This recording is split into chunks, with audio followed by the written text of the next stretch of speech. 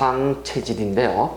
사실 이 사상체질을 이 명리학에서 배워야 될 것인지는 참 의문이 들어요. 그런데 왜 우리가 이것을 사상체질을 명리학에서 다뤄야 하냐면 목화토금수 오행에 따른 우리가 전부 다 건강의 어떤 오장육부의 나눔이 있잖아요. 그렇죠? 이것과 연계에 있기 때문에 우리가 사상체를 여러분이 공부를 하셔야 되고, 또 그 다음에 명리학을 공부하셨다고 한다면 최소한도 장명학, 즉 이름을 여러분이 지을 줄 알아야 되고, 되듯이 사상체질도 여러분이 분류를 하실 줄 알아야 돼요. 그래야지만 목화토금수에 따른 오행의 건강체질법을 여러분이 알 수가 있을 테니까요. 자, 이 사상체질에 대해서는 물론 저는 한의사는 아닙니다. 의사도 아니고 해서 의학과 관련한 지식은 저는 없습니다. 사실은. 그렇지만 우리가 오행에 따라서, 그 다음에 어떤 체질 그 분류법에 따라서 사람의 건강을 우리가 판별하는 법은 저는 알 수는 있어요. 그 다음에 어떤 사주팔자 명식에, 명에, 체에 어떤 행운이, 즉 용이 들어왔을 때 운명의 흔들림이 있을 것인가. 그 흔들림은 여러 가지가 있죠. 그렇죠? 돈이 깨진다라든가 뭐 몸이 다친다라든가 하는, 아니면 부모의 어떤, 아니면 형제의 어떤 흉화가 있다라든가 이렇듯이, 특히 그 중에서도 오늘 건강이니까 건강이 언제쯤 나빠진다라든가, 건강은 반드시 우리는 내 몸과 관련됐다기보다도 우리가 자살을 한다, 교통사고를 해서 내가 죽는다, 내가 몸이 언제 아프다, 잘 때 가위 눌린다 하는 것도 전부 다 건강과 관련이 된 거죠, 실제. 그렇죠? 그렇습니다. 단지 내가 교통사고가 난다고 한다면 어떤 간접 수단에 의해서 내가 나의 최종적으로 몸이 다친 죽든 둘 중에 하나잖아요. 이것도 내 건강과 관련이 된 거예요, 실제는요. 그래서 우리는 일단 그러한 것들을 모든 운명이라고 하는 체와 용의 어떤 그런 결합에 의해서 우리가 일간이 바뀜 현상을 보는데, 특히 사상체질이라고 하는 것은 어떤 운명의 관점이라기보다는 사람이 태어나면은 일단 부모로부터 선천적인 유전학적인 어떤 그 체질을 받아들이죠. 그렇죠? 받아들인과 동시에 그 다음에 정신도 받아들이고, 또 이게 우리가 선천이라고 본다면 태어난 이후에 들어오는 환경은 뭐예요? 후천이잖아요. 그렇죠? 그래서 선천과 후천이 합쳐져서 그 사람의 하나의 체형 또는 체질 자체는 선천이지만 체형 자체는 후천성으로 또 갈 수도 있어요. 물론 부모가 얼굴이 동그라면 자식도 얼굴이 동그랄 수밖에 없지만, 그래서 선천적 요소와 후천적 요소가 합쳐져서 우리 몸의 변화를 우리가 크게 네 가지로 다 분류해서 어떤 병증이 우리에게 걸리기 쉽고 어디에 취약한지, 이것을 우리가 아는 것을 사상체질이다, 이렇게 얘기를 하는 거예요. 자, 사상체질이라고 하는 것은 지금 한문을 적어 놨듯이 네 가지의 사람의 체질에 따른 형상을 보는 겁니다. 형상을 보는데, 이거는 1936년부터 1900년까지 1836년부터 1900년까지 이렇게 생존하시던 이재마 선생이라고 있어요. 이재마 선생이라고, 이분이 만든 논리입니다. 근데 물론 이분도 당연히 당신 자신이 오리지널리티, 뭐 독창적으로 고안해서 만드신 것도 있지만, 그 이전에 우리는 뭐 허준의 동의보감이라든가 더 올라가면은 어떤 저 황제 내경이라든가 이런 데 보면 체질법들이 나와 있어요, 실제는요. 그래서 그 모든 것들을 참고한 아마 결과들이 아마 이런 게 사상 체질이 아닌가 이렇게 싶은데요. 어쨌든 이분이 나눠놓은 논리에 의하면은, 지금 물론 이 사상 체질은 우리가 보통 대체의학이라고 얘기를 하죠. 얼터너티브 머디슨이라고 얘기를 해요. 지금 미국 같은 경우에는 동양의 의학과 그 다음에 서양의 이 동서의학의 만남을 통해서 굉장히 우리가 이걸 대체의학이라고 하거든요.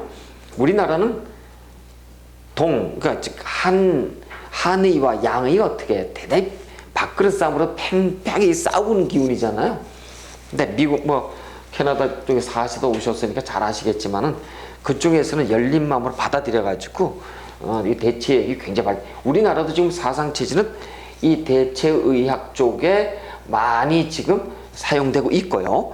그 다음에 또 이제 우리 식품을 고를 때 어떤 사람의 체질에 따라 고를 때도 이 식품 선택에 있어서도 병원에서 사상체질은 기본적으로 사용을 하고 있는 실정이에요.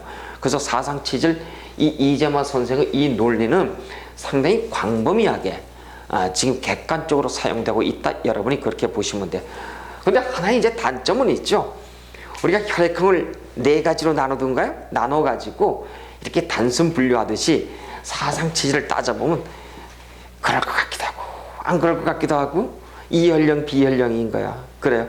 동그란 사람은 예를 들어가지고 무슨 뭐 소양인 이렇게 분류하면 동양인, 특히 우리 한국 사람들의 얼굴형은 거의 어때요?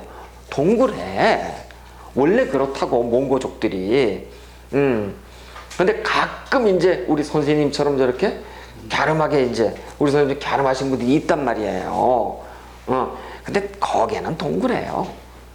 그렇다고. 그래서 우리가 이 사상체질을 반드시 어떤 체형, 그러니까 이 생기 형태에 따라 가지고 나눠서 분류하지 마시고 참고만 하시는데 한번 이렇게 보시자고. 우리가 4가지를 태양인 이렇게 나눠요. 그 다음에 또 이 반대쪽에 보니까 태양이 있으니까 태음이 있겠죠. 그렇습니다. 그 다음에 이 태양이 있으면 또 소양도 있게 마련이에요. 소양이 있고 또 태음이 있으니까 또 보니까 소음인이 있을 수가 있어요. 이렇게 우리가 4가지 영역으로다가 이렇게 여러분이 한번 나눠보시면 돼요. 무슨 태자의 태양의 이런 양자를 우리가 쓸 수가 있고요. 사람 인자에. 태음에는 이런 음자를 쓸 수가 있고, 그 다음에 소양이는 이런 소에다가 우리가 음양의 양자를 쓸 수가 있고, 그 다음에 소음도 우리가 음양의 또 이런 인자를 쓸 수가 있는데, 여러분이 나누는 방법을 어렵게 생각하지 마시고 간단하게 우리가 한번 좀 재미나게 우리가 한번 살펴보시자고요. 태양인은 생긴 형태들이 대체적으로, 근데 반드시 그렇지는 않아요. 다 동그래, 다 동그래. 다 동그랗기 때문에 반드시 그렇지는 않지만 태양인 같은 경우에는 대체적으로 이 아주 양의 기운이 반듯한 사람들이기 때문에 이렇게 생긴 사람들이 많아요. 그 다음에 이 태음인 같은 경우에는, 태음이라고 얘기한다면은 여러분 이제 이 소음인 같은 경우는 이렇게 갸나픈 형들이 많고요. 그 다음에 이 소양인은 여러분 이제 혹시 보셨을 거예요. 아마 하더라.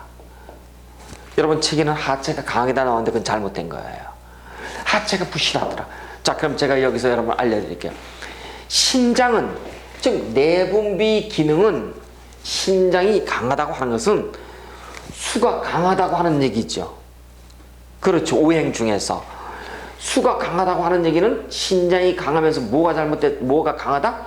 방광 기능이 강한 거예요. 그럼 여기서 신장이 약하다고 한다면 방광 기능이 약하다.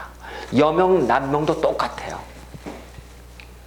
그럼 일단 여러분 이제 누가 이게 뭐 녹화가 되겠습니다만 누가 성관계, 즉 섹스를 할 때 누가 강할까요?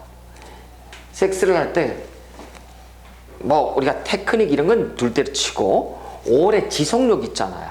예를 들어 발기부전이다 이걸 떠나가지고 왜 조루하는 것 있잖아요. 이 조루하는 사람들이 대체 누구냐면은 신장이 약한 사람들이에요. 그래서 보세요. 몸에 근육은 이렇게 들어와 있고 아주 깡단이 있어 보여. 그럼 우리가 그러잖아. 마른 장작이 화기가 강할 것이라고. 근데 실제 어떻든가요? 이게 정력이 부족해요. 조류에 약해요. 이게 바로 소양인들의 최대 단점이에요. 그러니까 여러분 헬스장에 가면 아주 그 선텐 한 식으로 이렇게 아주 예쁘게 한 사람들 있죠. 몸매 멋있잖아요. 혹 간다고. 예를 들어서 영화배우 가수 B라든가 뭐 권상우라든가 이런 친구들 보면 어때? 몸매 좋잖아요. 그 좋은 것과 실제는 틀리다니까.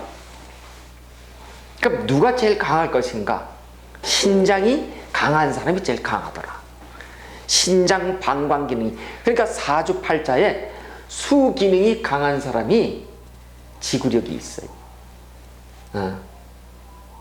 오래 간다고요. 한마디로. 그래서 우리가 그 사람의 어떤 성적 테크닉 말고 그 사람이 오래 갈 것인가, 조루가 아니고 오래 갈 것인가 하는 것은 뭘로 판단하냐면 여러분, 이렇게 사상 체질로도 판단을 해야지 그 사람의 몸매를 보고서 판단하잖아요. 깡단이 있어 보이는데 꽝이 아니에요. 이렇듯이 신장 기능, 즉 내부 무게통은 굉장히 중요한 역할을 하더라. 이 성적 기능이 있어가지고. 그렇습니다. 자, 그러면 소음인을 볼까요? 소음인은, 이 사람들은 신장 기능은 대단히 좋은데 비해서 위장과 비장이 어때요? 대단히 약한 사람들, 이렇게 볼 수가 있어요. 제가 아까 이랬어요. 신장이 강한 사람은 방광의 기능이 어때요? 이걸 우리가 3초 이렇게 얘기합니다. 그러니까 명리학 쪽에서는 이 배꼽 아래의 부분을 우리가 3초 이렇게 얘기를 해요. 생식기, 방광, 이거를 이렇게 얘기를 했을 때, 신장이 강하다고 하는 것은, 수의 기능이 강하다고 하는 것은 한마디로 얘기해서 성적 기능, 즉 지속력이 강하더라. 그럼 여기는 소양이는 하체도 부실하지만은 정력도 부실하더라. 여기는 조루증 환자가 굉장히 많아요. 뭐 이런 표현 써도 뭐 심한 얘기는 아니겠죠, 그렇죠? 여기 소음인은 우리가 테크닉은 별개로 하더라도 가장 오래 지속력이 있는 사람들이에요. 어느 쪽인가요? 각자 판단하시고. 이렇듯이 우리가 건강과 관련해서 보시면은 우리가 이제 이렇게 한번 보시자고요. 이 태음인과 이렇게 소양인들이 있죠. 태음인과 소양인들. 태음인과 이렇게 소양인들은, 이 사람들은 어떤 쪽에 우리가 가장 취약성을 갖고 있냐면은 중풍이 있죠. 중풍, 뇌졸중, 여기에 굉장히 취약해요. 그래서 어느 쪽에 내가 속할지는 여러분 스스로 판단을 해보시는데, 여러분 이렇게 내가 태음인이다, 내가 소양인이다 했을 때, 이랬을 때 중풍, 뇌졸중에 굉장히 취약하더라. 여러분이 그렇게 보시고요. 그 다음에 이제 아까 제가 이 소음인에 대해서 얘기를 했습니다만, 소음인들은 대단히 목적 지향적이고 그리고 꼼꼼하고 깐깐하고 정밀하단 말이에요. 그래서 이런 사람들은 사실 건강을 위해서는 어떤 좀 즐길 줄 알아야 돼. 예를 들어서 무슨 음악을 즐긴다, 아니 스포츠를 즐긴다, 함께 노래방을 간다, 이렇게 좀 즐겨야 되는데 원래 그렇지를 못해요. 왜? 범색이 학자풍들이잖아요. 그래서 인간성이 나쁘고 그런 건 아닌데, 그래서 이런 사람들은 건강을 위해서는 외부 활동을 많이 하셔라. 많이 하셔라. 그렇습니다. 근데 또 이 범생이들은 보면은 내가 태어나면은 또 내가 잠깐 뭘 이렇게 노래방에 가고 뭐 이렇게 할 수는 있지만 돌아서서 다시 또 원위치로 또 와. 다 그래 다. 그런데 이 소양인들은 말이죠. 아까 제가 날라리 꽈라 그랬어요. 그렇죠? 먹고 놀고 한량기가 강한 사람들이에요. 그래서 이런 사람들은 또 공부 좀 해라 그러면 어때요? 잠깐 하다가 다시 돌아가. 그래서 우리가 이 네 가지 체질 중에서 가장 살기 편한 체질은 사실은 소양인이에요. 소양인이라고요. 그렇습니다. 그 다음에 이제 또 이 태양인 같은 경우에는 뭐가 문제냐면, 태양인은 무엇인가를 발산하고 시작하고 이건 굉장히 잘해. 근데 뒤를 책임질 수 있는 뭐예요? 유시무종이에요. 이게 문제예요. 그래서 이 소양인은 봄이거든요. 계절로 보면 봄이에요. 이 태양인은 여름이야. 그 다음에 또 이 태음인은 가을이에요. 가을. 그 다음에 소음인은 겨울이야. 여러분 봄, 여름은 뭐예요? 봄, 여름은 양의 발산의 기운이잖아요. 양의 발산의 기운들은 어때요? 말은 하지만 행동 결실은 잘 맺지를 못해.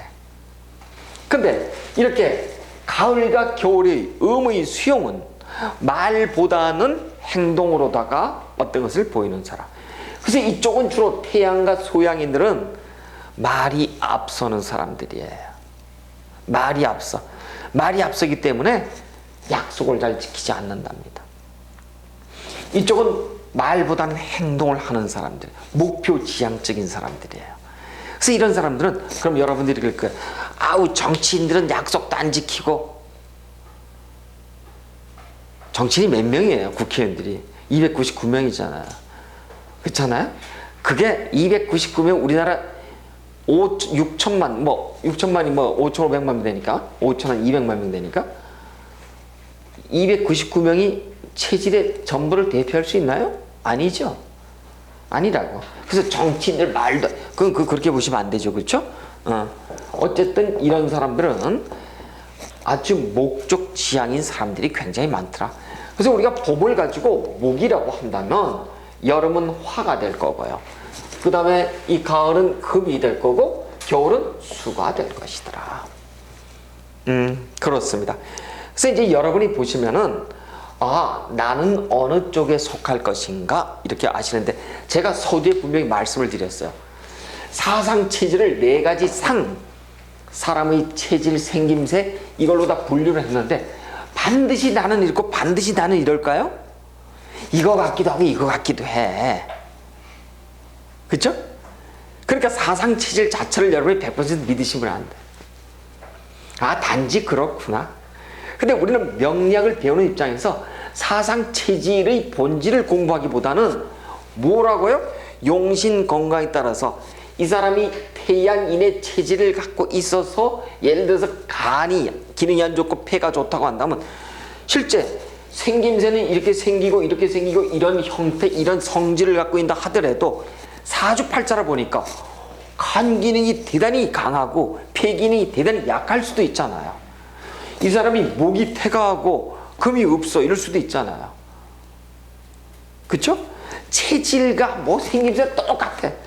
근데 건강을 보니까 거꾸로 돼 있더라 이거야. 여기는 간은 목이고 폐는 금이잖아요. 금이 상대적으로 많은 태양인이 있더라. 뭐라고 설명할 거냐고요.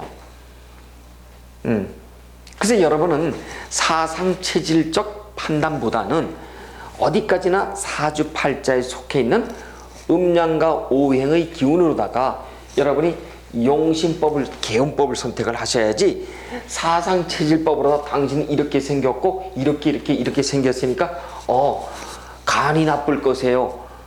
간이 나쁘다는 것은 목이잖아요. 목을 보호하세요. 목을 용신으로 삼으세요. 푸른색을 입으세요. 숫자를 예를 들어서 12를 쓰세요. 38을 쓰세요. 이렇게 얘기했다가는 목이 굉장히 많은 사람에게 오히려 목을 주면 신강한 사람에게 신강이 될 수 있도록 한다면 어떻게 되나요? 운이 나빠지는 거예요. 즉 신강명에게 인성과 비겁이 들으면 어떻게 돼요? 나빠지죠. 신약한 사람에게는 인성과 비겁이 도움이 되지만, 신약한 사람에게 인성과 비겁의 색깔을 쓰세요 라고 한다면 그 자체로서 잘못된 개운법이다. 그래서 우리는 사상체질에 대한 분류법도 여러분이 알고 계셔야 하고, 또 한편으로서는 반드시 여러분이 어떻게 해요? 이것보다도 근본적으로는 우리가 명리학의 음양오행에 입각해서 여러분이 사주팔자 원국을 분석하고 또 행운에서 들어온 것을 분석할 줄 알아야 된다. 아셨겠죠? 그래서 여러분이 일단 오늘은 사상체질에 대해서 아마 이 정도만 공부하시고 하신다 하더라도, 그러니까 이런 거예요. 사상체질에 따라서 이제 여러분이 보시면은 이 태양인 같은 경우에는 여러분 어떤 음식이 좋다, 어떤 음식이 나쁘다 이렇게 다 분류를 해놨어요. 근데 여러분 실제 음식이 좋고 나쁜 게 있나요? 과유불급이에요. 과하면 부족하면 못하다고, 과해서 나쁜 거지 나쁜 음식은 없어요. 원래 좋은 음식도 없고요. 조금씩 다 골고루 먹는 게 최고예요. 그래서 제일 좋은 보약은 뭐냐면 해도 잘 먹고 잘 자고 잘 싸는 거예요. 태양이는 절대 목의 음식이 어쩌고 금의 음식이 어쩌고 이렇게 얘기를 하는데 그렇진 않더라. 그래서 우리가 음식으로는 이 사상체질로 따지지 말고 용신법에 의해서 음식도 따질 수 있죠. 이 사람이 지금 진짜로 태양인이면서 간 기능이 나쁘고 실제 사주팔자에서 보니까 목이 너무너무 많을 수도 있고 목이 또 너무너무 태가할 수도 있고 불급할 수도 있잖아요. 이랬을 때 거기에 따라서 우리가 당신은 어떤 목의 어떤 음식 색깔, 방향, 숫자 뭐 이런 거 얘기를 해야지 그냥 이것만 보고서 태양이는 어떤 음식을 먹지 마, 먹어 이렇게 얘기하기는 대단히 곤란하더라. 아셨겠죠? 우리가 이제 이걸 보시고 그럼 이제 우리는 지금 사상체질과 건강에 대해서 이제 여러분이 공부를 좀 하셨다고 한다면 이번에는 이제 넘겨보시면은 고소와 질병론이 있어요. 고소와 질병론이 있는데 이제 뭐 그것까지 여러분이 이제 공부를 하시거나 막 이렇게 된다면 굉장히 머리가 아플 수도 있어요. 근데 여러분 이제 그건 이제 참고만 하시고 한 가지 분명한 거는 이렇습니다. 분명한 거는 고소에 보시면은 특히 유백원 선생의 적천수라고 하는 이 어떤 책이 있는데요. 이 책에 보면 제일 제가 첫 줄에다 적어놨어요. 한문에다 오행 화자 일세 무죄 이렇게 적어놨어요. 오행 화자 오행이 전부 다 균형을 이루고 이렇게 청기한 자들은 일세가 무죄하다 이렇게 적어놨어요. 오행 화자 그 다음에 일세 무죄 이렇게 적어놨어요. 이게 무슨 얘기냐? 오행이 사주팔자가 청기한 사람들 있죠? 균형이 잡힌 사람들은 일세 평생 동안 재앙이 없더라. 이런 얘기입니다. 뭐 하나만한 얘기들이에요, 실제는. 근데 오행도 말이죠. 어떻게 오행의 구성이 되느냐가 대단히 중요해요. 오행도 제가 그랬어요. 이렇게 나를 중심으로 연월일시에서 이렇게 가는 오행이 있고 또 하나는 또 이렇게 오는 오행이 있죠. 그렇죠? 순행과 역행이 있더라. 이렇게 우리가 지하철 2호선 사진으로만 간다고 한다면 별 문제는 없어요. 근데 목은 여기 와 있고 화는 여기 와 있고 토는 여기 와 있고 뭐 금은 이런 식으로 나올 수도 있잖아요. 오행은 다 있는데 과연 이걸 가지고 오행화자라고 하는가? 아니다. 오행화자는 순행이 되었던 역행이 되었던 반드시 서로 상생의 구조로서 흘렀을 때 우리가 오행화자라고 한다. 아셨겠죠? 그럼 어떤 사람이 그래, 선생님 나는 오행은 없어요. 2개 2행밖에 없어요. 아니면 난 3행밖에 없어요. 아니면 난 하나밖에 없어요. 이럴 수도 있잖아요. 그럼 이 사람은 전부 다 화자가 아니니까 전부 다 재앙이 재앙이 있을 것인가? 아니란 얘기예요. 어쨌든 2개가 있든 하나가 있든 간에 이런 사람들도 순행이 됐든 역행이 됐든 잘 흘러가는 거 있잖아요. 흘러가면은 여러분 건강해요. 재물도 따르고요. 그렇습니다. 그래서 반드시 무슨 오행이 들어와야지만 그런 건 아니다. 이것까지만 여러분이 참고를 하시고 나머지는 보시면 무슨 또 사주 척경의 이석영 선생의 사주 척경에 보면은 아주 무슨 재미난 얘기들이 있습니다. 자, 그런데 이제 저는 그런 얘기들을 이제 안 하고 제가 실제 여러분 실생활에서 참고되는 얘기를 좀 하고자 하는데